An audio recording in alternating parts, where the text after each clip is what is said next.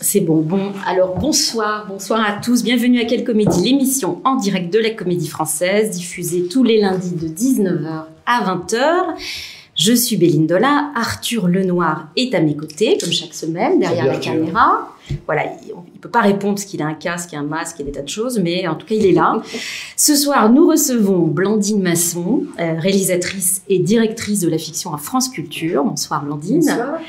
Marina Hans, comédienne et pensionnaire de la Comédie Française. Bonsoir. Bonsoir.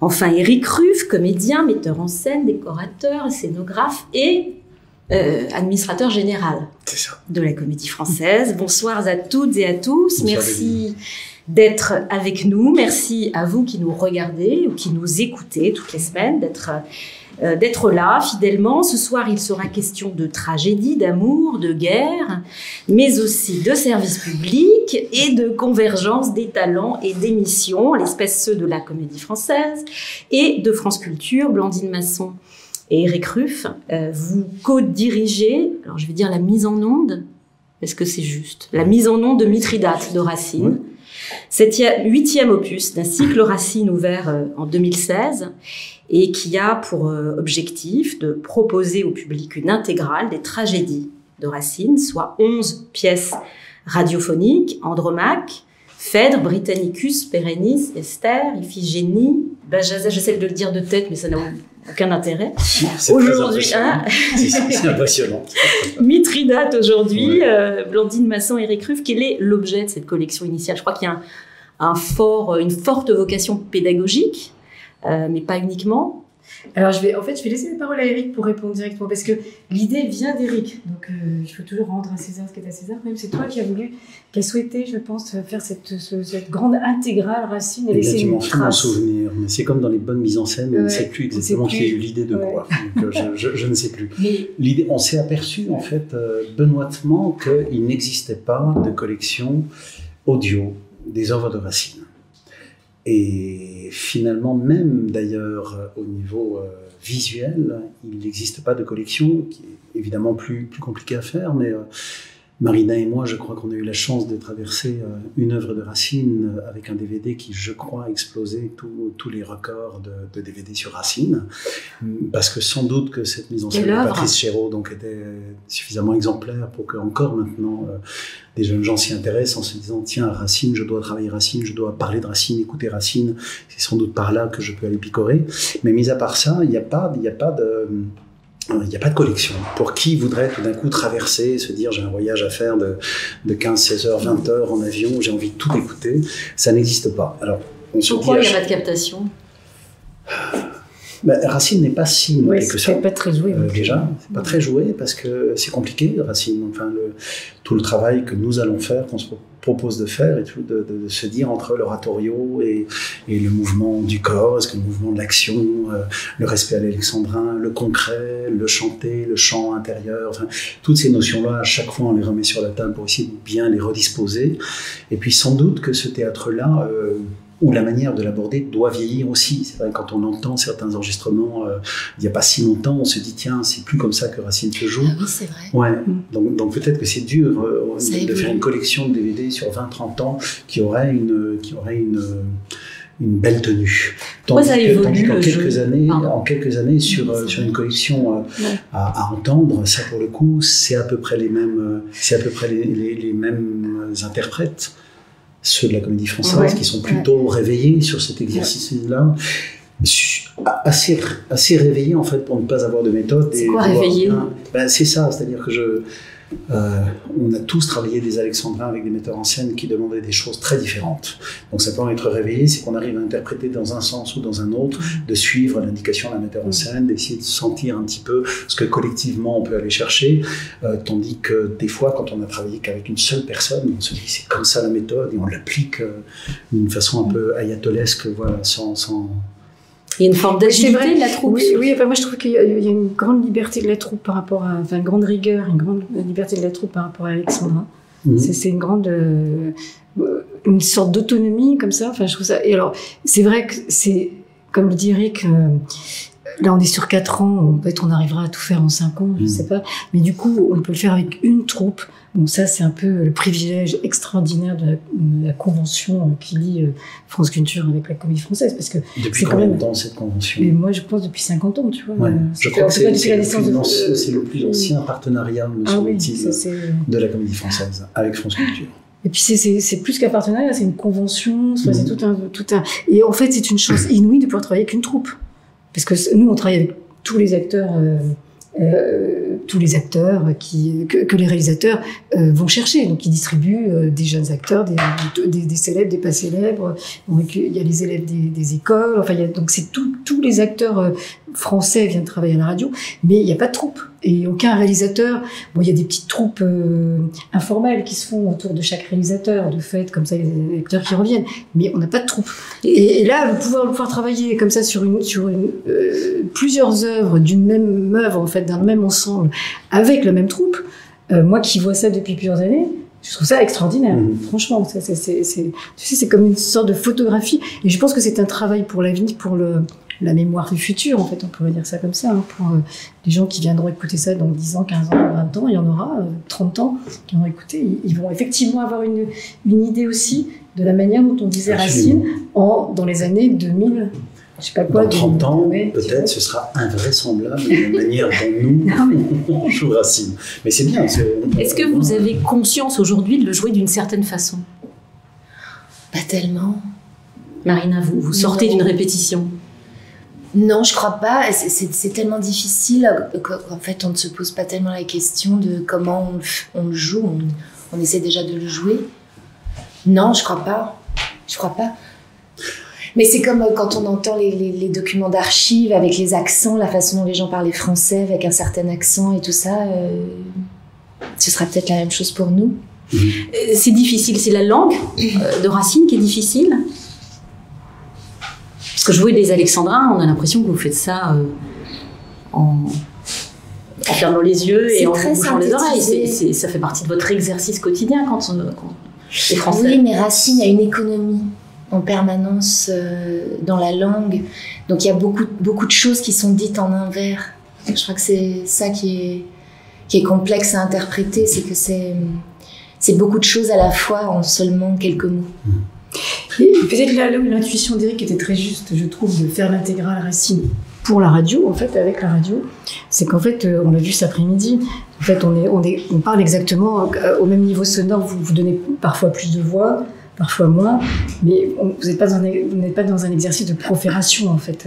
Il y a comme une intimité fantastique avec le micro, ce qui fait que, autant pour celui qui le dit, j'imagine, mais en tout cas pour celui qui écoute, on entre absolument dans cette langue de Racine et elle paraît d'une simplicité. Enfin, moi je trouve que quand on écoute et quand on entend que c'est d'une simplicité, c'est limpide en fait, c'est simple, limpide, évident.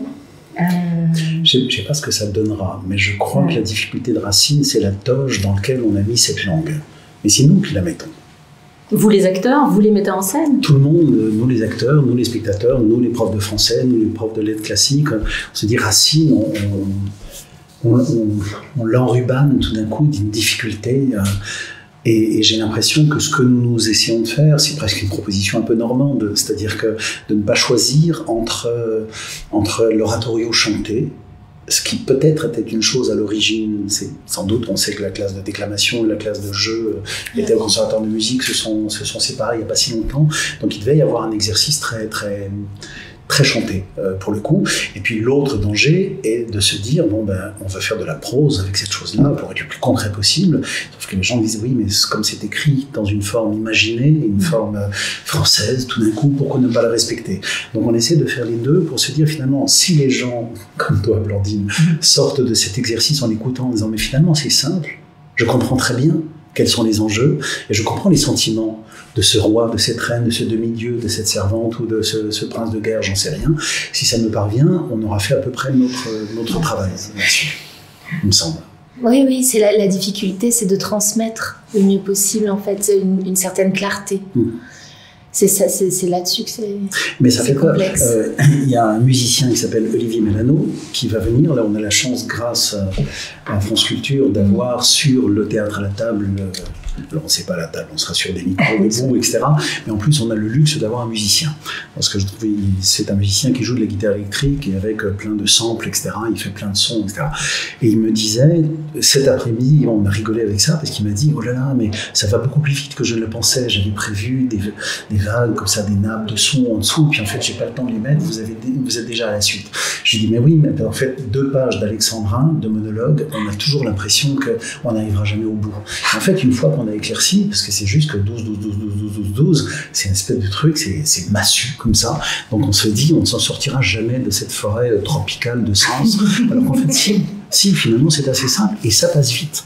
Et dès que nous, on a à peu près senti qu'est-ce que ça voulait dire, quelle était la contradiction du personnage, qu'est-ce qu'il visait, finalement on s'embarque là-dedans, puis on a juste le grand bonheur, enfin ils ont juste le grand bonheur, ils le font tellement merveilleusement de s'apercevoir que chaque alexandrin était comme une prise de varap, il y a de quoi passer partout, et c'est un plaisir de le jouer, et ça peut s'accélérer, ça peut se ralentir, c'est vraiment une langue formidable à jouer.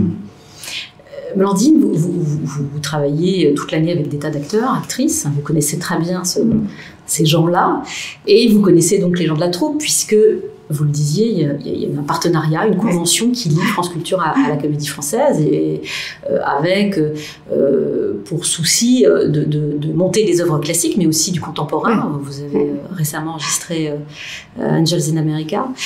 Vous connaissez bien cette troupe. Quelle est sa spécificité par rapport aux autres?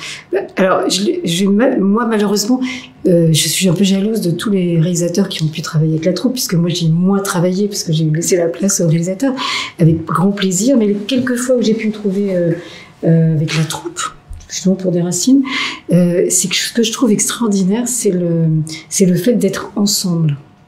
Et ça, il n'y a qu'une troupe qui peut provoquer ça. C'est en fait, vous êtes ensemble, tout de suite. Et vous formez, je dis Marina, parce que du coup, en fait, j'ai l'impression que vous sortez de répétition. J'ai vu Marina Canadien avec Hervé Pierre, avec Benjamin Laverne, avec donner la distribution. Voilà. Mais en fait, on a un peu elles sont travaillées avec des Rolls-Royce, c'est quand même tout à fait extraordinaire. Des acteurs qui sont d'une telle virtuosité. Je dis pas ça juste pour vous faire plaisir, c'est parce que vraiment, on éprouve ça. Il suffit de quelques indications et hop, c'est comme la musique, vous êtes comme des musiciens. D'ailleurs, et tout à l'heure, je me disais, finalement, sur le plateau, de la façon dont on a organisé les choses, de fait, il y a le musicien qui est avec sa guitare, et en fait qui est à la place du chef d'orchestre, et en fait il est dos au public. Et finalement les acteurs sont en cercle comme ça. Au studio 104, je précise. Et donc en fait je me disais, finalement c'est comme s'il y avait des musiciens autour d'un chef d'orchestre, mais ces musiciens sont des acteurs, ce sont des interprètes. Et en fait c'est comme un concert. Et donc avec les intensités de vos voix, les rapidités, et surtout cette capacité à faire ensemble. Et c'est comme de la musique est ensemble. Vous jouez juste ensemble. Non, mais et ça, franchement, nous, c'est un privilège extraordinaire de pouvoir travailler comme ça, pour que cette radio ait la chance de travailler avec une troupe de cette manière-là. Franchement, c'est magique. Sur l'alexandrin, on en a pratiqué, on en pratique beaucoup. Donc c'est comme si ce plongeoir-là, on n'avait pas peur d'y monter. Ensuite, quel saut on doit faire, comment on doit vriller, ne pas vriller, comment atterrir, etc. C'est autre chose. Mais il y a cette chose de base, de même que sur Racine, il y a quand même des motifs qui reviennent tout le temps. On sait tout d'un coup, quand on parle de Mithridate, on a immédiatement Thésée qui arrive, on a immédiatement Amura qui arrive. Voilà, à chaque fois, on se dit, tiens, ce motif racinien, on le reconnaît, il est magnifique. C'est comme, mais la contradiction, là, ce qui est enrichi, c'est ce thème-là. Donc, on va un petit peu plus loin parce qu'on a une base de connaissances et qu'on a tous déjà joué Racine. Parce que Racine est un élément central dans le répertoire de la Comédie Française. C'est un auteur important. Oui. Ça fait partie des auteurs importants. Ça fait partie des auteurs très importants, oui, qui dans le ciel de l'escalier d'honneur, Racine a son angle. C'est une pierre d'angle de la Comédie Française. Oui. Et il est vrai que lorsqu'on parle d'Alexandrin, il est chez Molière, il est chez Racine, il est chez d'autres, mais l'Alexandrin chez Racine, c'est comme si c'est là qu'on pouvait le travailler dans la forme la plus élevée. Et cette pratique-là, finalement, je suis très heureux aussi de ce partenariat-là sur Racine, parce que ça nous fait travailler Racine. et que finalement on ne monte pas tant de racines que ça sur les 10-15 dernières années. C'est parce qu'il y a un peu moins de création que tout d'un coup on fait plutôt des créations, encore une fois, tirées de scénarios de cinéma, avec des metteurs en scène qui apportent d'autres méthodologies, etc. Et que cette part-là, finalement, elle devient un peu plus congrue. Et le fait de faire notre solfège, le fait de passer. Je regardais tout à l'heure, on a 2 jeunes académiciens, Chloé Ploton et Antoine de Foucault, qui ont joué de petits rôles avec nous, et je les voyais écouter leurs camarades, et je sentais qu'ils prenaient un sniff. C'est comme ça qu'il faut faire. Et c'est pas rien que de l'avoir fait. Encore une fois, c'est de la maîtrise qui vient, qui s'accumule. Marina, vous êtes rentrée à la Comédie Française, vous en êtes sortie, vous êtes revenue, riche d'un certain nombre d'expériences, de cinéma, de séries, de théâtre aussi, avec Pascal Rambert. Pourquoi est-ce qu'on revient à la Comédie Française? Est-ce qu'il raconte là, ce que dit Blandine, c'est-à-dire cette musique qui se met en... tout de suite, qui se met... se fait travailler ensemble, cette fluidité? Oui, c'est certainement la priorité absolue à avoir en soi. Et pour avoir fait un chemin solitaire d'actrice, c'est vrai que la chose du collectif me manquait énormément. Énormément. Je pense que, le simple fait d'écouter ses partenaires, de travailler avec eux à l'année, de les écouter, de les regarder beaucoup, c'est quelque chose qui nous tire vers le haut, en fait. Et le problème, quand on est tout seul, c'est qu'on se regarde beaucoup soi-même. C'est très ennuyeux au bout d'un moment. Et c'est pas très... Enfin, ça donne pas forcément... ça n'aspire à pas grand-chose. Au bout d'un moment, ça cale un peu, quoi. De vouloir s'inspirer soi-même. Donc c'est beaucoup pour ça. C'était aussi évidemment Eric, que je connais depuis le projet tellement longtemps. Et puis dans ma tête, quand Eric est passé administrateur, j'ai commencé à y penser, sans savoir si c'était possible, tout simplement. Et puis j'avoue aussi que j'ai eu la sensation que la Comédie Française changeait par rapport à l'époque où j'y étais. Qu'il y avait un regard très lumineux sur les individus, peut-être, aussi, et le fait que ce soit permis quand même d'aller faire beaucoup d'expériences ailleurs, que ça ne pèse pas comme un défaut. Et comme moi, j'ai fait assez vite du cinéma, d'autres choses. Je me suis dit, bon, alors là, ça a quand même changé, et je le voyais simplement parce que les acteurs, les jeunes acteurs qui étaient là, qui étaient pensionnaires au même âge que moi à l'époque, je les voyais aussi au cinéma, je les voyais aussi faire plein de choses. Donc j'ai pris mon courage à deux mains et j'ai pris mon téléphone. j'ai demandé à Eric de revenir, si c'était possible, et qu'est-ce qu'il fallait que je fasse pour revenir, je savais pas. Alors, nous non plus, on ne sait pas. Il faut passer une audition? Non. Non, j'ai dû lui dire change rien. Non, il m'a accueilli. Vous êtes arrivé à un moment un peu particulier, c'est-à-dire en avril 2020. Certes. Voilà. Mais moi, ça m'a sauvé la vie. Et oui, parce qu'à partir de mi-avril, j'avais un toit sur ma tête. Un endroit où travailler. Un endroit où travailler, avec plein de petites choses qui nous ont été proposées à faire et puis qui sont devenues de plus en plus grandes. Et ambitieuses. Je me suis dit, mais j'étais sauvée des eaux, quoi. Sinon, j'aurais été sur mon radeau, comme tout le monde d'ailleurs, enfin comme beaucoup. Comme beaucoup d'artistes. Comme beaucoup d'artistes, ouais. Et là, en fait, je suis arrivée... à un bon moment pour moi, en fait. Marina a un parcours qui peut être exemplaire là-dessus, sur la notion du congé. Parce qu'au-delà de la complexité qui est la mienne, d'accorder ou non des congés, de remplacer les gens, enfin voilà, dans le Rubik's Cube des programmations et des génériques, c'est compliqué, mais j'estime toujours qu'il ne faut pas rester pour de mauvaises raisons. Il ne faut pas revenir pour de mauvaises raisons aussi. C'est-à-dire que je préfère toujours donner un congé à quelqu'un parce que tout d'un coup, il a envie de vivre quelque chose et que je suis persuadé déjà que cette personne va revenir pleine de cette chose et qu'il va revenir en sachant très bien ce qu'il revient rechercher à la Comédie Française. Ça précise les choses. Et je trouve ça exemplaire que quelqu'un puisse partir sans que ce soit « mon Dieu, qu'est-ce qui lui est arrivé? Tes camarades ne t'aimaient pas? Qu'est-ce qui se passe ?» Non. On part parce qu'il y a une autre aventure qui se fait. C'est des chimies intérieures aussi. Il y a des moments de concentration sur soi et puis des moments où justement on a besoin de redéfinir, redistribuer. Et le fait de pouvoir revenir, je trouve ça exemplaire aussi. pour jouer Monime. Ouais. Et moi, j'ai pas joué Racine depuis le Phèdre de Patrice en 2003. Et je pense que, enfin voilà, et c'est pour ça rejoint ce que tu disais tout à l'heure, c'est que ces exercices-là, qui ne passent pas toujours par produisons un spectacle qui doit se faire à une date et puis mettons toute la machine en route, on peut travailler comme ça en parallèle son art. Et puis c'est vrai, parce que Racine nous enseigne en fait en tant qu'interprète. C'est vraiment quand même dans ce sens-là que ça se passe. C'est passionnant, quoi. Alors, Blandine, vous m'avez dit qu'Éric et vous, fort heureusement, je dois dire, vous aviez une vision commune de Mithridate. Oui, bien, parce que voilà, vous le mettez en scène. Et qu'entendez-vous par là? Quelle est votre vision de cette pièce? Parlons un peu de la pièce, qui est une pièce peu connue, peu jouée. Oui, elle est extrêmement peu jouée. Je disais, Eric, c'est étrange qu'on ait attendu si longtemps finalement pour se lancer dans Mithridate. Bon, ça, c'est un peu ça s'est fait comme ça. On a fait les pièces les plus connues. Bon, je sais pas, c'est le fil des choses. En plus, Mithridate, on l'avait déjà programmé il y a 3 ans, je crois. On n'a pas pu la faire. Enfin bon, c'est une pièce qui a c'est une autre histoire avec nous, qui s'est pas faite. Et votre vision à vous de cette pièce, qu'est-ce qu'on pourrait dire en fait? C'est une pièce qui propose plusieurs visions, à vrai dire, parce qu'il y a tellement d'angles.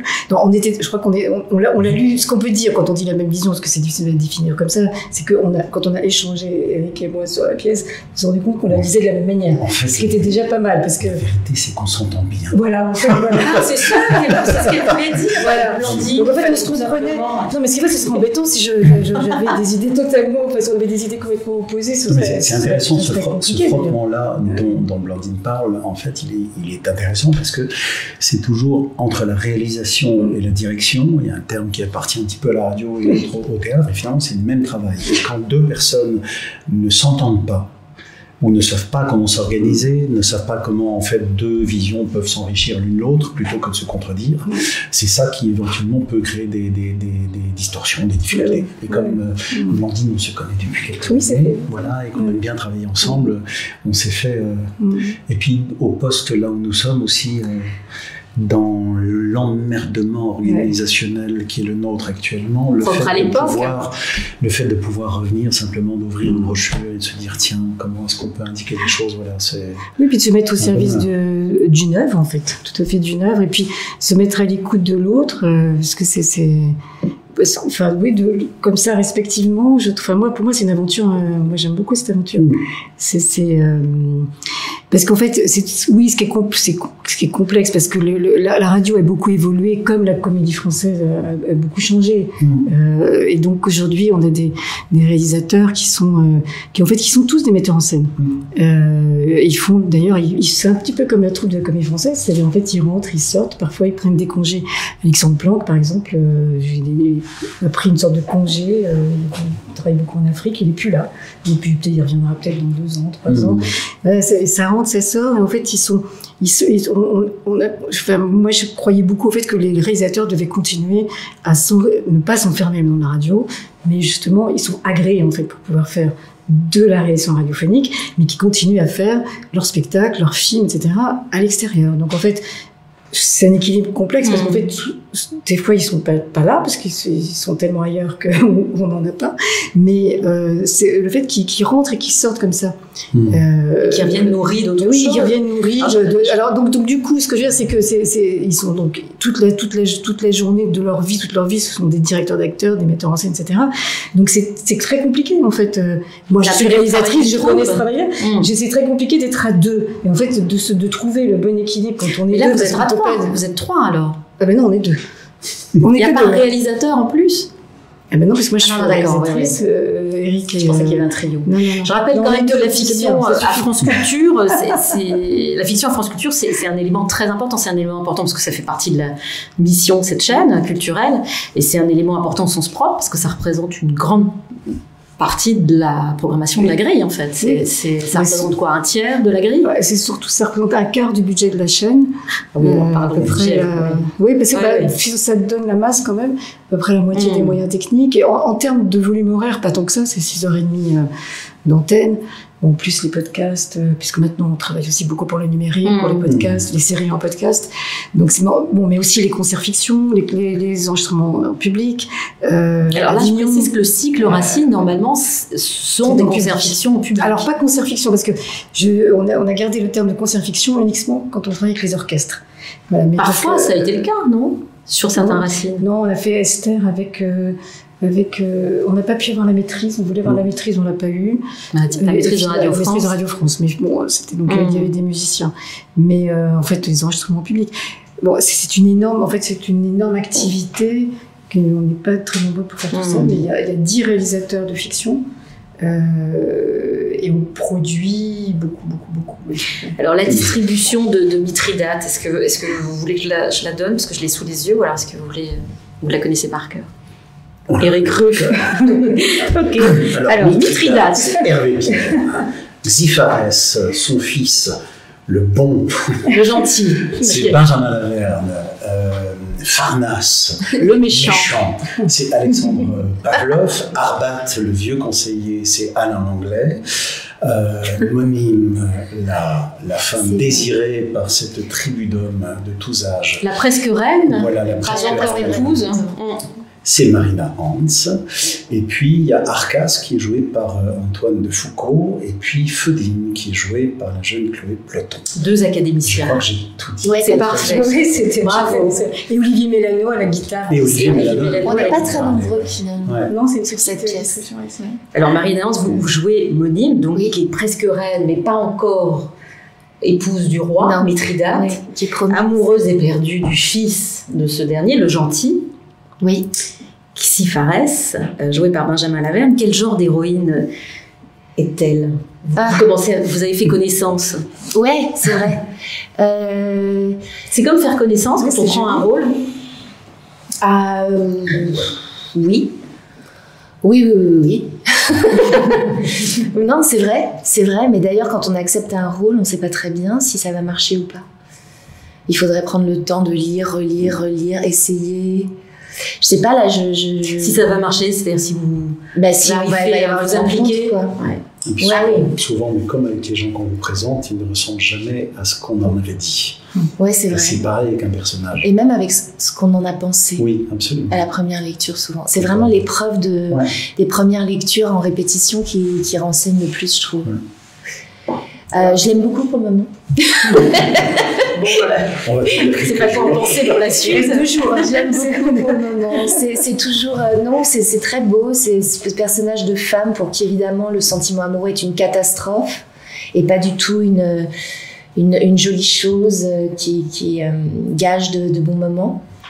Donc il faut lutter contre cette chose-là.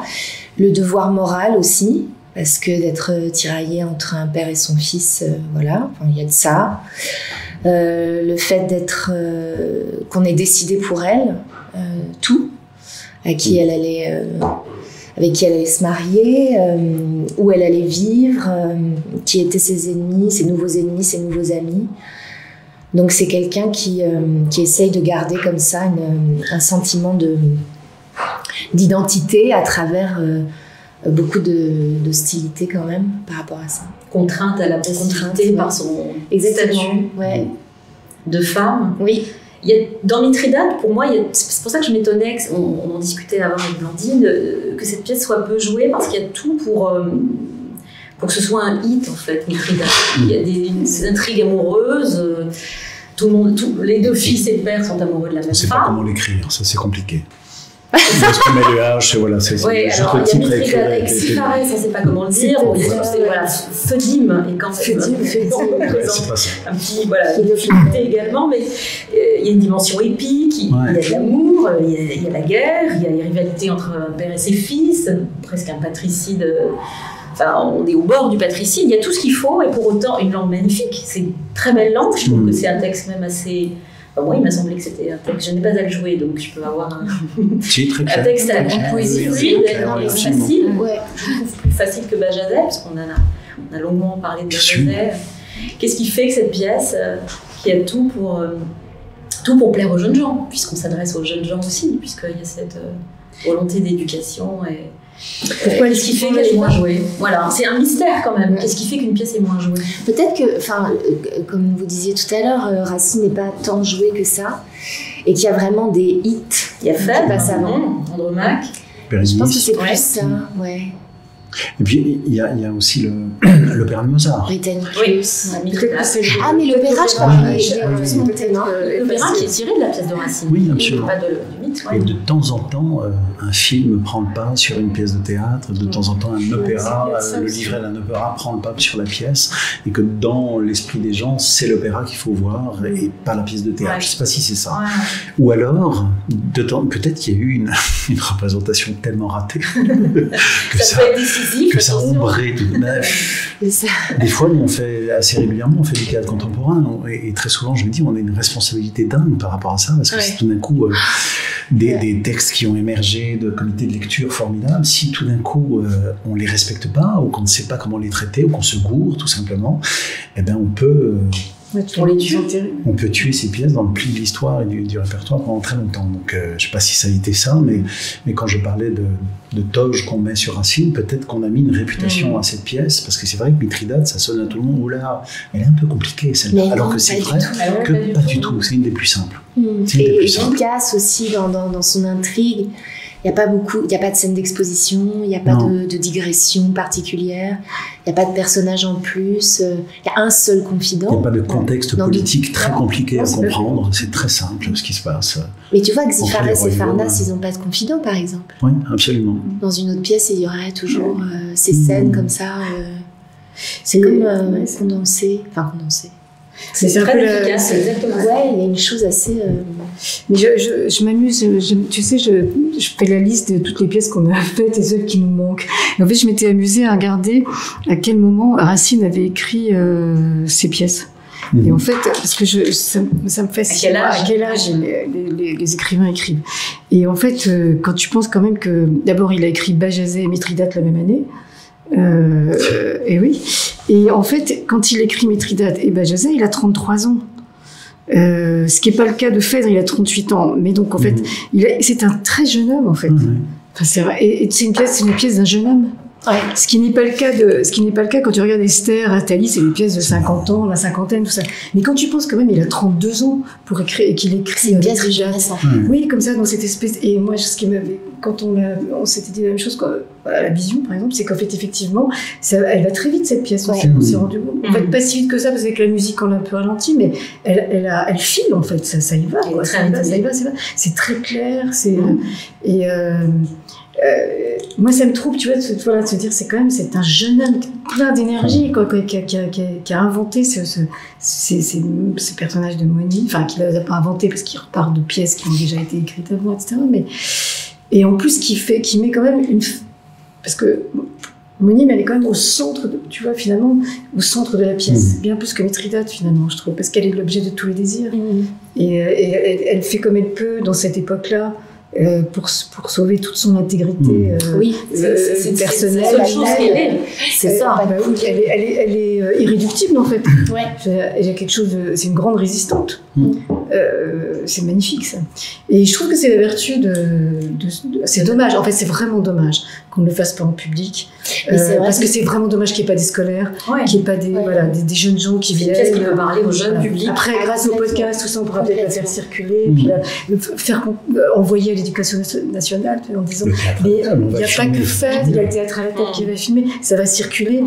Il n'y a pas que Phèdre, mettez pas que Phèdre dans le programme de l'Éducation nationale, peut-être Mithridate, mais je suis sûre que des jeunes gens rentrent complètement cette pièce. En plus, quand les deux thèmes de Racine, l'amour et la raison, l'amour et le pouvoir, l'un dans cette pièce, c'est extraordinaire.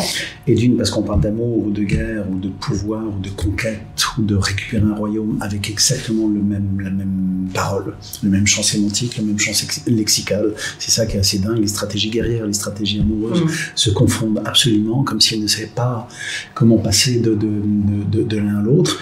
Et l'amour est...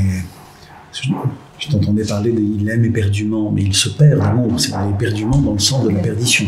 C'est-à-dire qu'on n'arrive pas à vivre sa vie parce que quelque chose vient l'interrompre, vient la pousser, vient la bousculer, qui est le sentiment amoureux. chez Xifares, alors que c'est un fils qui veut juste être à son père dans une filiation absolument totale. Tout d'un coup, c'est lui qui l'a aimé en premier.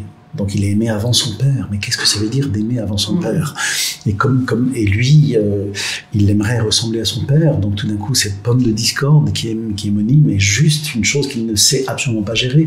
L'autre frère, il a le droit d'aînesse et il veut simplement tout prendre à son père, pas lui ressembler, mais tout lui prendre. Et le père, ce qui est incroyable, c'est dans cette figure-là, qui est la même figure de Thésée, c'est-à-dire qu'au début de la pièce, il revient à l'acte 2. Il revient, tout le monde a dit qu'il était mort, et effectivement, il a subi un revers absolument dingue avec les Romains. Ils se sont tous tournés, il a entendu dire qu'il était mort, son diadème a été volé, son épée aussi. Ils se sont dit, ok, il est mort, il a dit, ne dites rien à personne, je vais rentrer et puis reconstituer les bouts de mon armée. Et il rentre, alors que tout le monde le croyait mort, ce qui fait que les deux fils sont déjà sur le monime et sur le pouvoir. Et ce qu'il y a de magnifique, c'est que quand il rentre, sa dernière obsession, c'est d'être aimé. Et c'est d'aimer. Ouais. Alors que c'est la description d'un mec qui a eu un nombre de femmes absolument dingues dans tous les pays. Qui a été cruel. Voilà, qui a été cruel, qui a eu une jalousie dingue, ce qui fait que quand il est jaloux, il tue. Voilà. Il tue tout le monde. Et là, tout d'un coup, c'est oui. un âge, il dit qu'il a les cheveux blancs, et un âge, et ce qui est très très beau, c'est qu'il est devant Monime comme devant une forteresse dont il n'a jamais compris les plans. Ça, c'est comme si il est capable d'investir toutes les forteresses de l'Empire, mais celle-ci, la forteresse du cœur d'une femme. Oui. Et la fin est la fin est surprenante, franchement. Ouais. C'est magnifique. Ouais. C'est aussi j'écoutais là cet après-midi, tu as quand même la figure d'un monde. Bon, c'est vrai qu'un monde qui est le bout du monde, parce que bon, c'est la fin du royaume, enfin de la culture hellénistique finalement, avec les Romains qui vont arriver. Mais tu as quand même ce personnage qui est un résistant, conquérant et résistant. Mithridate. Et puis tu as quelque chose qui est de l'ordre de... Bon, il y a ceux qui collaborent avec l'ennemi ou qui voilà, et puis ceux qui ne collaborent pas, quoi, finalement. On pactise avec ceux qui vont vous envahir, on ne pactise pas. Mais c'est Cambronne. Oui, c'est quand même... Non, mais en fait, il y a plein de résonances tout à fait contemporaines, cette pièce, en fait.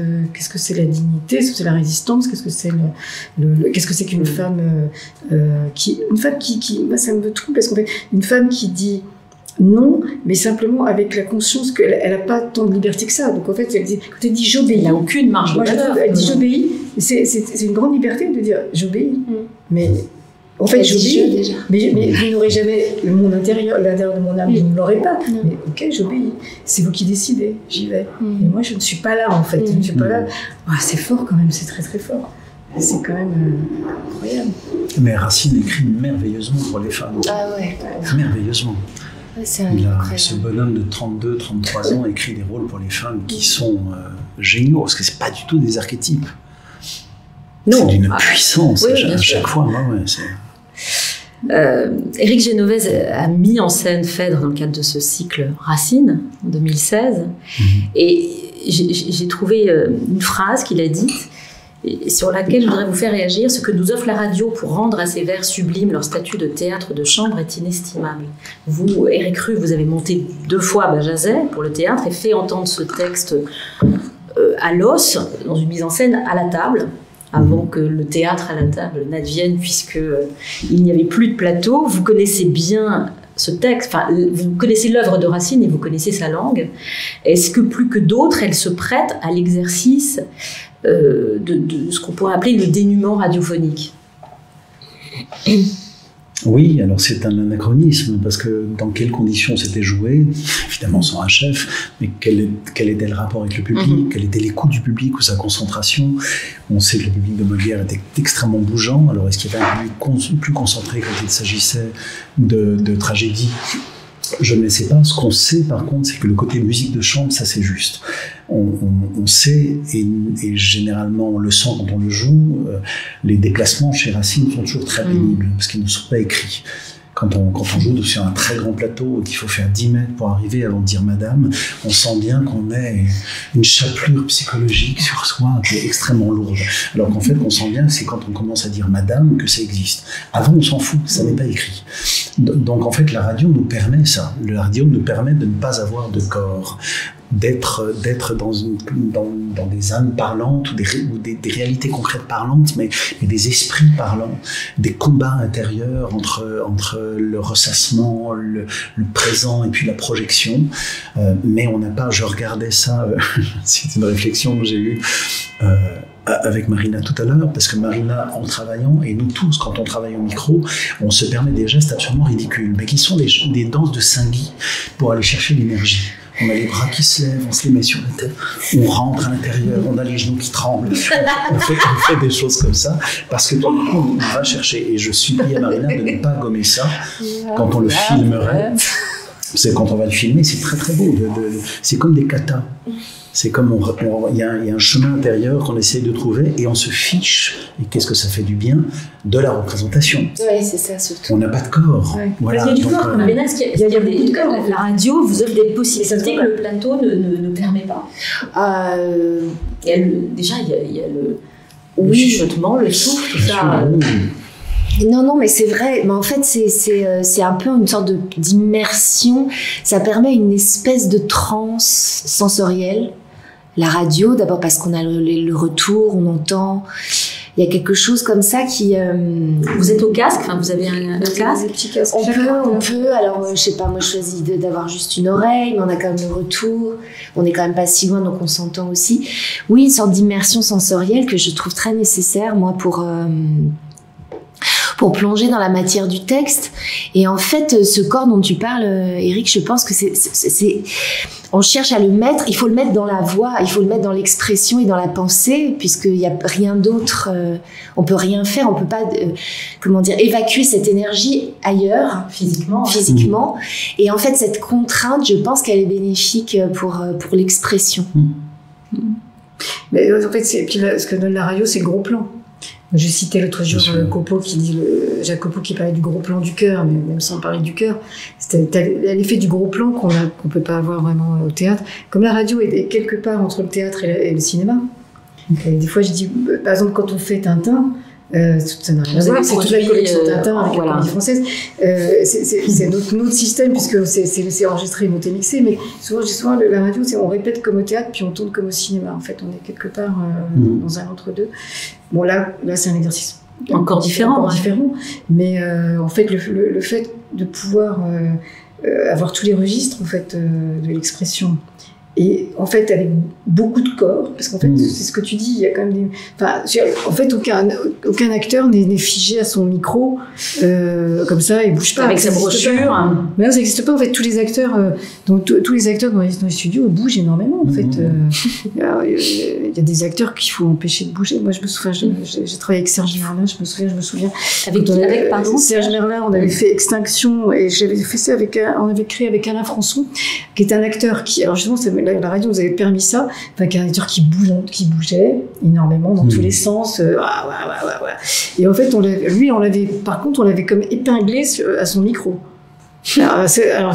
Il pouvait pas trop bouger, et en fait ça produisait quelque chose de tout à fait passionnant, parce que ça l'empêchait de gesticuler, en fait, tu vois, ça concentrait. Donc en fait c'était tout le corps, parce que le corps est extrêmement présent. Moi je vous entends, tout le corps est là en fait. Mais simplement, il passe effectivement, comment on passe le corps dans la voix, dans l'expression. Moi, j'adore la radio pour ça, je trouve ça. On est au plus près du trafic. Par rapport à la scène, parce qu'il y a de plus en plus de HF sur les plateaux, donc des capacités de descendre très bas, mais on est encore majoritairement en voix pleine, à la Comédie Française, en tout cas dans plein de théâtres d'ailleurs. HF, c'est les micros. Oui, absolument. Le fait quand on est en pleine voix à la salle Richelieu, il faut quand même que la moindre aparté, que le dialogue intérieur arrive quand même jusqu'au paradis. Ce qui fait qu'on est quand même dans une obligation d'une certaine profération qu'on essaie de rendre le plus concrète possible, mais quand même. Là, avec les micros, c'est vrai que c'est exceptionnel, parce qu'on peut tout d'un coup chuchoter, même s'il ne faut pas s'enfermer dans une forme de cinéma, que ça a du théâtre, il y a quelque chose qui convoque. Il y a une convocation dans ce théâtre-là. Mais on a une amplitude de son permise qui est totalement exceptionnelle, et un spectre des octaves beaucoup plus grandes qu'habituellement. Et ça modifie le jeu ? Ça l'enrichit ? Oui. Alors c'est aussi pour l'auditeur, enfin le public, comment dire, cet objet théâtral entre la radio et la représentation théâtrale, c'est l'opportunité aussi d'entendre le travail d'interprétation des acteurs. On rentre dans les inflexions de la voix, dans le souffle, dans les respirations. Est-ce que quand vous jouez, vous avez cette conscience-là? En tout cas, quand on l'écoute en tant qu'auditeur, pour peu qu'on connaisse la voix de l'acteur, qu'on le connaisse, qu'on l'ait déjà entendu jouer ou vu jouer, ça modifie le rapport qu'on a avec son travail, je trouve. C'est une vision différente. Alors, de mon point de vue à moi, parce que moi je ne joue pas, donc je trouve que... Non, c'est-à-dire qu'en fait on a toute la variété des voix, on a toute le... Moi je trouve que je me mets en biais comme ça, mais je trouve que quand on écoute ces pièces-là, justement dans cette proximité, en fait, moi par exemple je les ai réécoutées, à chaque fois qu'on les a diffusées, je les ai écoutées chez moi. Les racines. Oui, toutes les racines, toujours, parce que j'aime bien. Et donc, je me suis rendu compte que, en fait, je rentre dans une histoire. En fait, je me demande pas si c'est du théâtre ou si c'est n'importe quoi, je ne demande de rien. Je rentre dans une histoire. Et c'est une histoire fantastique, et il n'y a rien qui m'arrête, en fait. Je ne suis pas arrêtée par des acteurs qui crient trop fort ou de la captation. Je pense que ce n'est pas de la captation, ça c'est l'avantage, c'est qu'on ne met pas les micros à 15 km. Et que du coup, je rentre dans toutes les nuances, dans tous les méandres de cette histoire. Je vais jusqu'au bout, exactement comme je regarderais un film, ce serait exactement la même chose. Et je pense qu'il y a beaucoup de jeunes lycéens qui peut-être ont du mal à lire les pièces parce que c'est pas facile de lire les Alexandrins, etc. Enfin, je veux dire, il faut juste leur donner à écouter. Il n'y a aucun problème. Je veux dire, Phèdre, tu comprends tout de suite, mais tout de suite. Et je pense Mithridate, tu comprends immédiatement.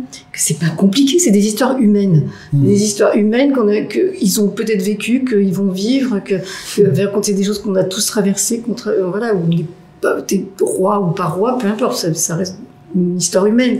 Donc tu la comprends, cette histoire. La jalousie, tu peux la comprendre. La tristesse, tu peux la comprendre. L'envie de pouvoir, tu peux comprendre. Plus que s'il y avait une image qui pourrait déconcentrer l'attention.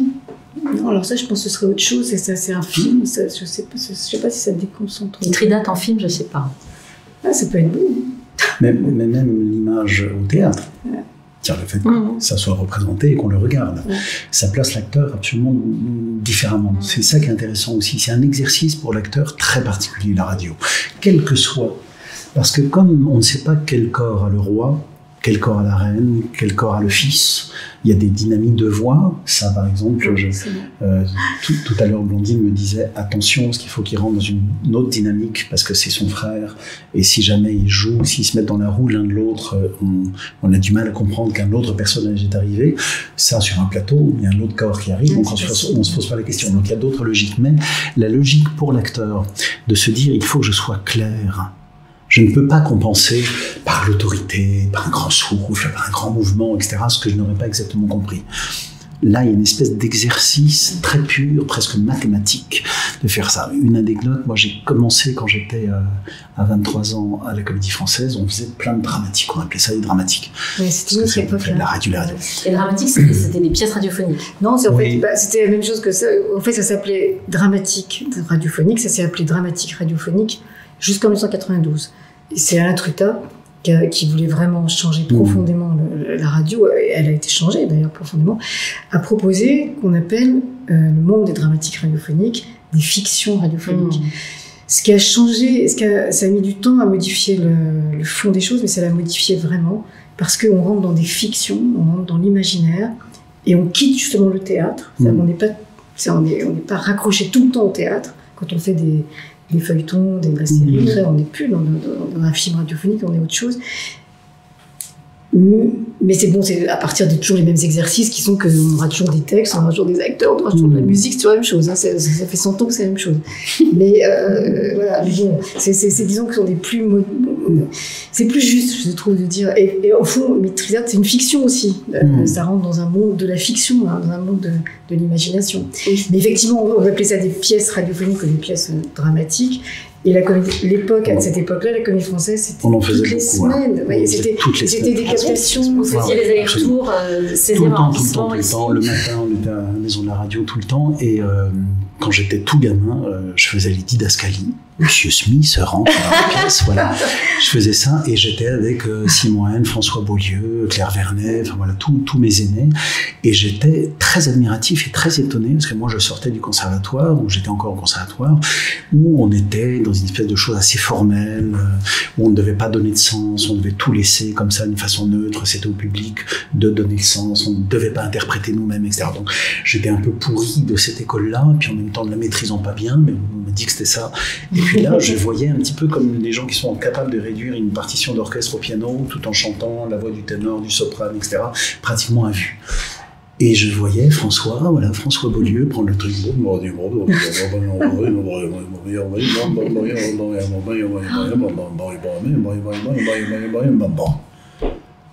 Et je me dis, mais comment il fait?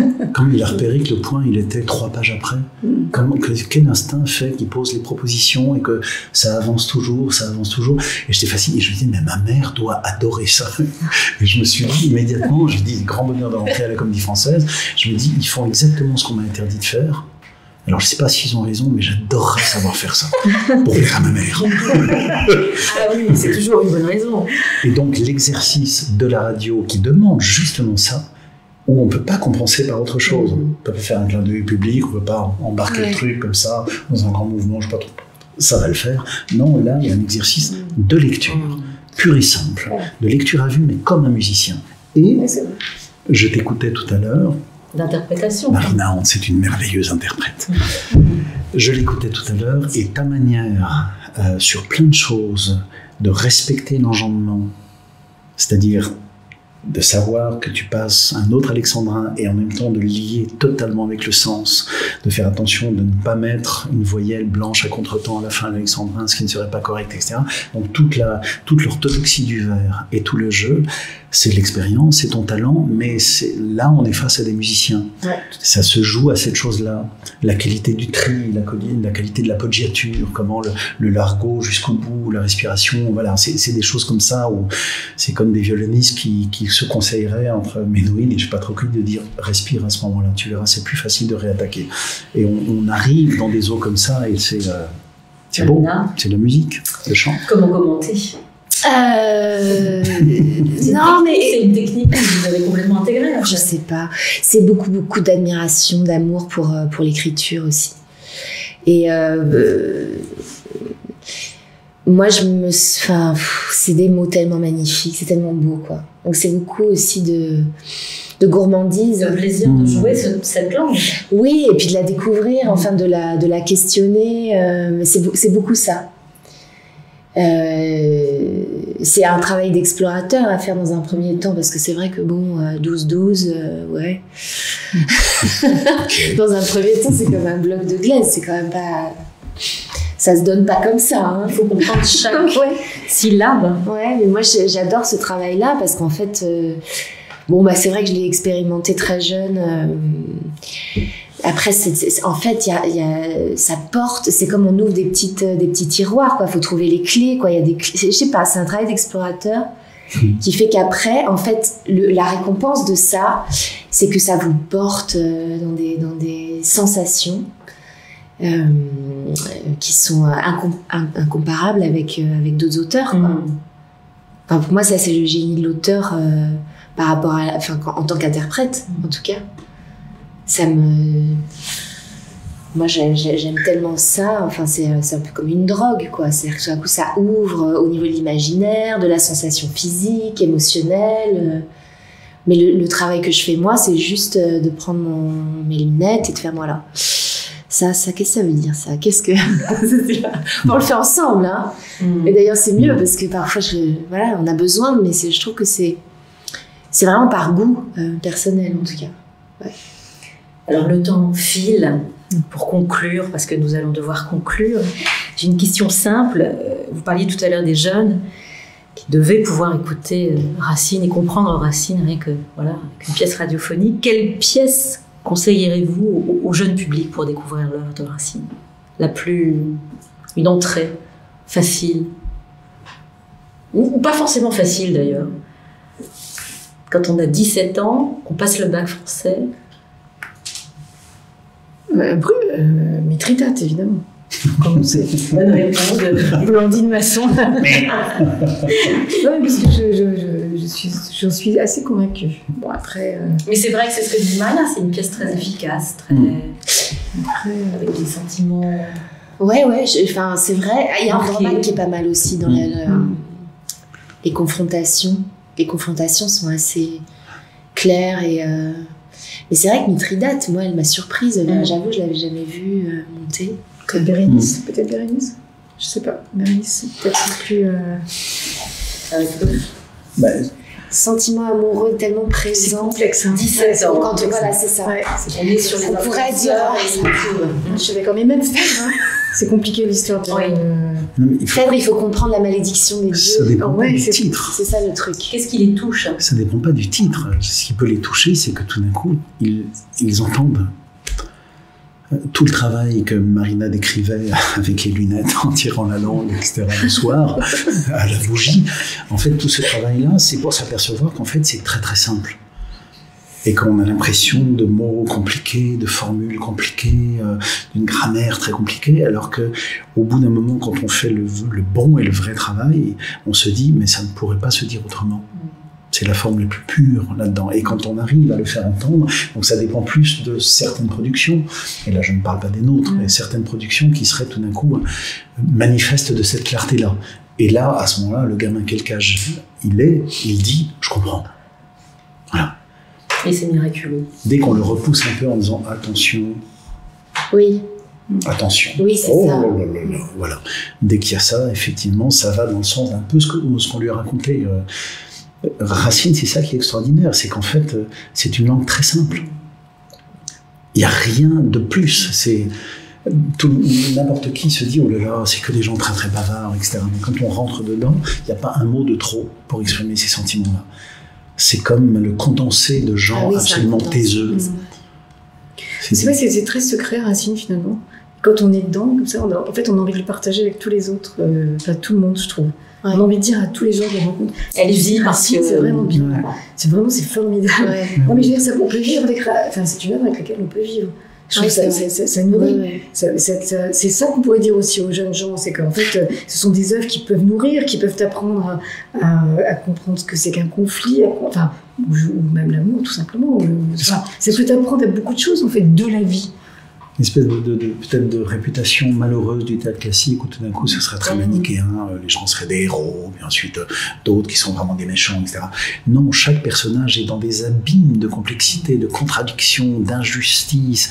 Ils sont durs avec les autres, ils sont durs avec eux-mêmes.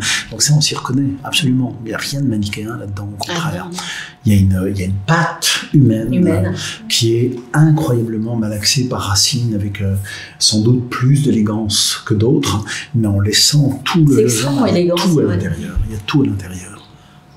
Bon, alors, Mithridate, comme mis en scène par Blandine Masson, Éric Ruf, joué par la troupe de la Comédie Française, sera enregistré et filmé le 17 février au Studio 104 de Radio France, sans public. Diffusion samedi 20 février à 20h30 sur le site de la Comédie Française dans le cadre du théâtre à la table, puis en replay sur Facebook, je regarde Arthur parce que c'est lui le chef, et YouTube, puis en podcast. Diffusion dimanche 21 février à 20h sur France Culture dans le cadre des programmes de fiction Théâtre et compagnie. Blandine, disponible pendant 1 an sur franceculture.fr, l'appli Radio France et les plateformes dédiées. Avant de vous quitter, je vous conseille de ne pas vous déconnecter car vous allez pouvoir... nous vous proposons quelques images exclusives des répétitions tournées, pas des répétitions, de votre brief, on ne dit pas un brief, de votre première réunion tournée ce week-end ici. L'introduction. La première lecture. La semaine prochaine, c'est Judith Chen qui animera cette émission. J'aurai le plaisir de vous retrouver le 1er mars. Merci Arthur, merci à toutes et à tous. Bonne fin de soirée avec France Culture et la Comédie Merci Arthur, merci Béline. Merci beaucoup.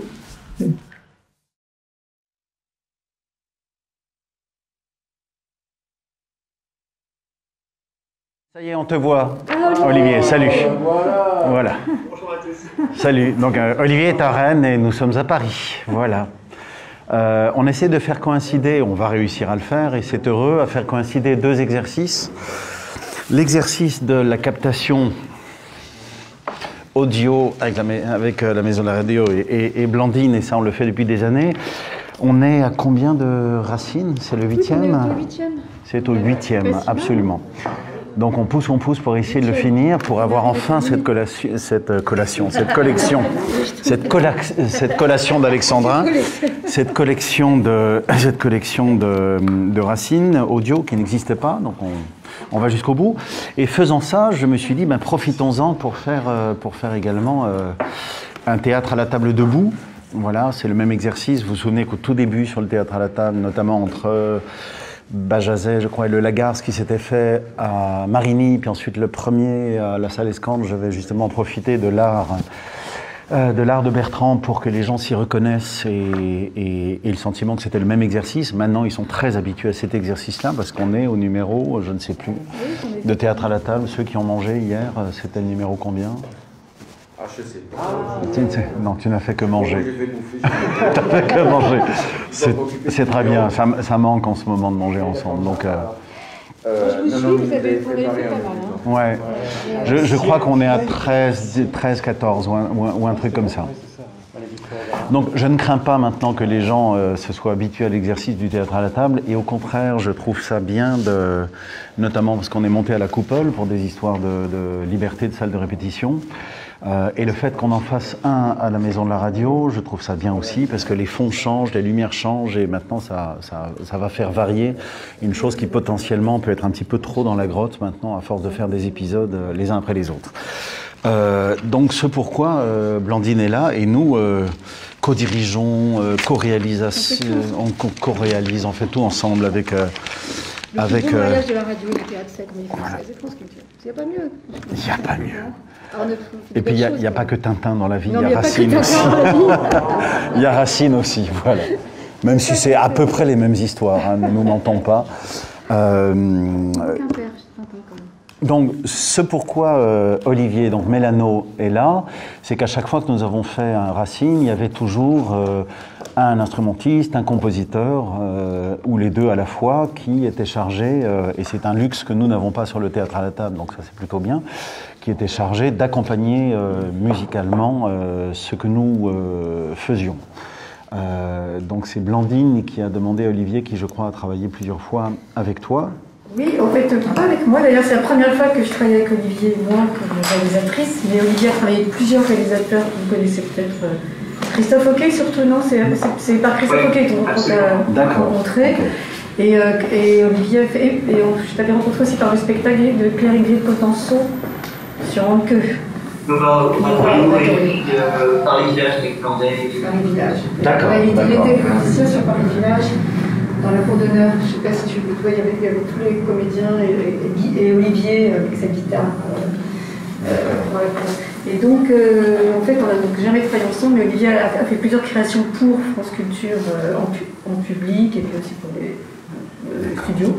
Et c'est vrai que j'ai demandé à Eric, écoute, je ne peux plus supporter les viols de bande. Me dire ça à moi, c'est bien. On pourrait tenter autre chose, parce que la pièce, elle s'y prête. Voilà, parce qu'on a fait toujours avec c'était magnifique, mais bon, on était toujours dans une seule esthétique musicale. Je me dis, on va tenter quelque chose. Donc c'est beaucoup plus moderne, beaucoup plus électrique, beaucoup plus musique de film, disons, avec Olivier. Quoi. Elle a dit que c'était beaucoup plus moderne. Que la viole de bande, c'est un peu bête. À toi de bosser. Intemporel.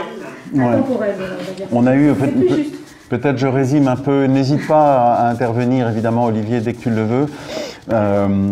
Olivier, tu joues de la guitare électrique, mais c'est une guitare qui est reliée à de l'électronique. Ça va être des choses très atmosphériques, un peu voilà, des couleurs, des panoramas. Je pense que la couleur de la guitare électrique, elle va être assez fondue quand même dans le son, qu'il y a des choses très réverbérées, assez amples, des fois ça peut ressembler plus à de l'orgue, des choses un peu orchestrées, voilà, c'est du travail des matières, des thèmes, des couleurs un peu, ce qu'on disait un peu de musique modale et de musique baroque, voilà, mettre un peu dans ces couleurs-là, des choses un peu tendues, un peu douces, voilà, pour essayer d'emboîter le pas de vos voix et des mots de Racine là. Et on a prévu des plages. cet été, mais ici, on a prévu des plages de musique. On s'en est mis d'accord avec Blandine et avec Olivier sur des choses qui vont arriver pendant les scènes, éventuellement sur des entr'actes aussi. On en a besoin parce qu'il y a quelques ellipses de temps. Donc tout ça, on va l'essayer. En fait, lundi, nous, on se voit un petit peu avant, tous les trois, pour écouter l'ensemble des choses et voir comment ça peut se poser. Et puis on va travailler un petit peu tous ensemble lors des répétitions pour que vous l'intégriez, parce que Olivier sera là parmi vous. Alors je vous parle un petit peu de comment on va faire. Il y aura très peu de personnes qui vont être disséminées. On va essayer de les cacher un peu, France Culture et Comédie Française, qui pourront assister à ça. Mais ça devait être au studio 104 de la Maison de la Radio avec plein de monde. Vous savez que c'est toujours plein. Hein, voilà, et qui est toujours plein. D'ailleurs, c'est dans le souvenir de cet exercice que le théâtre à la table est arrivé. Parce que c'était Bajazek, je me souvenais très bien, notamment sur un Bérénice, et puis c'est ce qu'on avait fait que le plaisir du spectateur à être directement, simplement avec la voix et évidemment avec toute la technicité du son de la maison de la radio, et cet exercice un peu comme au théâtre à la table, à savoir j'ai déjà envie d'interpréter, il y a déjà 2-3 choses que je maîtrise, et puis ensuite je me raccroche aux branches, donc cet exercice de fil de ferriste. Et autant Clément fait le même exercice avec nous à la caméra, autant Olivier va faire le même exercice aussi, c'est-à-dire que c'est pas une musique qui est préenregistrée et qu'on balance dessus. Olivier sera parmi nous, au centre de nous. On va pas être à la table, on va être debout. Oh là là, tu sais pas si tu vas tenir. Les feuilles, quoi, en fait. Hein? Faut tenir les feuilles, quoi. Oui, il y aura des pupitres. Non, mais comme on fait habituellement. Il y aura des pupitres, des micros. Des pupitres, oui. Mais oui, bien sûr. Et même éventuellement, à 2 mètres derrière toi, tu auras un haut tabouret de barde sur lequel tu pourras poser une fesse quand tu es censé aller faire la guerre. Ça, c'est possible. Comme nous n'avons pas de public, on n'a pas à se mettre dans les demi-lunes que nous travaillons généralement pour ouvrir sur le public. Donc on va faire un rond. Il est encore à déterminer, ce rond-là, parce que j'aimerais que vous puissiez vous adresser les choses, même s'il y aura des micros, un petit peu ce qu'on fait au théâtre à la table, où on lit, puis on peut aussi adresser. J'ai besoin aussi que Clément puisse venir chercher des visages, des gens qui ne sont pas forcément dans la scène, mais je trouve ça toujours paradoxalement assez éclairant de voir que la parole secrète est entendue immédiatement par d'autres. Ça marche toujours très bien. J'ai demandé à Bertrand qu'on ait toujours un petit peu comme des loupes de lumière au moment où c'est à vous de parler, que vous puissiez éventuellement rentrer en lumière en ayant 2 mètres derrière les micros pour avancer ou reculer. Ça, c'est une chose qu'on va choisir. Et je me suis dit que ce studio, la Maison de la Radio, dont j'espère qu'il sera un peu plus bordélique qu'il n'est là, le fait que tout d'un coup vous soyez seul dans un espace qui est fait pour recevoir énormément de monde me raconte quelque chose de cette pièce où tu as l'impression qu'une fois les vagues romaines passées, il y a toujours un isthme, une frange, une espèce de petit royaume frontière qui résiste encore, qui est comme dans un pli de l'histoire, dont les gens ont encore le luxe de se dire des choses intimes juste avant que tout ça soit balayé. Donc le fait de pouvoir vous filmer avec un lointain très grand, parce que vous vous souvenez, d'un côté, il y a le balcon et puis l'ensemble du gradinage. Et puis de l'autre côté, vous avez, on a fait descendre les taps, mais vous avez les entrées techniques, et puis c'est une espèce d'architecture un peu 70s qui est pour le son, coquille d'œuf, etc., qu'on va essayer de faire briller pour qu'on ait simplement l'impression que vous êtes seul dans un royaume immense. J'ai toujours cette image-là de grève désertée. Comme on dit, vous savez que la mer se retire avant les tsunamis. Et c'est comme si on prenait cette chose-là. Donc j'aurais rêvé, mais je crois qu'ils rangent très bien leur chambre à la Maison de la Radio. Malheureusement, j'aurais rêvé qu'il y ait un demi-queue, un piano droit avec des housses, des câbles partout, etc. Et que ça soit dans cette technicité-là que vous le fassiez. Et vous savez à quel point moi j'aime bien que la poésie puisse surgir de la technique, de là où justement on n'a rien préparé. Donc aucun costume évidemment comme d'habitude, et puis tout ce qui est des brochures, de vos petits matériaux de brochures, etc., les pupitres et le câblage, etc. Alors on va essayer de faire en sorte que Il y a des précautions sanitaires à la Maison de la Radio qui sont sur l'enregistrement évidemment plus singuliers que les nôtres, notamment le fait que vous avez chacun votre micro et on ne change pas de micro. Donc ça, en fait, ça m'arrange. Moi, je trouve que sur ce répertoire-là, en tout cas, le fait qu'on ne fasse pratiquement aucun déplacement, si ce n'est des déplacements d'apparition-disparition, mais pas de changement, les gens sont croisés, les gens s'adressent, se rapprochent, etc. Absolument pas. Et on espère trouver des bonnettes jetables pour que vous puissiez avoir votre bonnette et que vous ne soyez pas obligé d'avoir une espèce de petit écran là, qui est en triangle, je ne sais pas trop quoi, qui malheureusement pour Clément prendrait exactement votre visage. Donc si on veut filmer, c'est pas simple. Donc je rêve qu'Olivier soit... Et du micro HF, c'est pas possible, c'est son micro devant. C'est intéressant, je suis d'accord avec Eric de garder la plasticité même du micro en fait. Non mais on peut garder un faux micro. Ça, on va voir. Je veux dire, on va déléguer cette chose-là. J'ai dit simplement que pour moi, le HF amène à un déplacement. Et le fait qu'on assume totalement, et ça va être dit que c'est à la Maison de la Radio, que c'est l'enregistrement dans le partenariat, etc. Je ne sais plus comment on va le faire, mais l'intitulé est un petit peu différent et je trouve ça intéressant que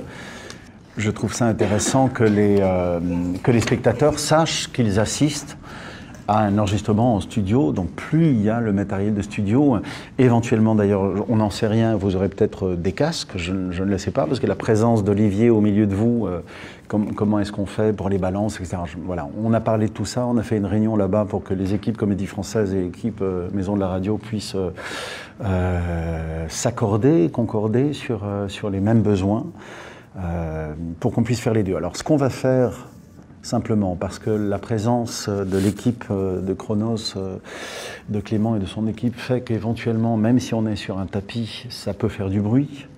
Vous, le fait de vous adresser, vous pouvez éventuellement quitter trop le micro et créer des troubles, etc. Donc, on s'est dit plutôt que d'essayer de faire un exercice où tout d'un coup, on fait en même temps la pertinence du son et en même temps la pertinence de l'image, ce qui n'est pas simple à faire.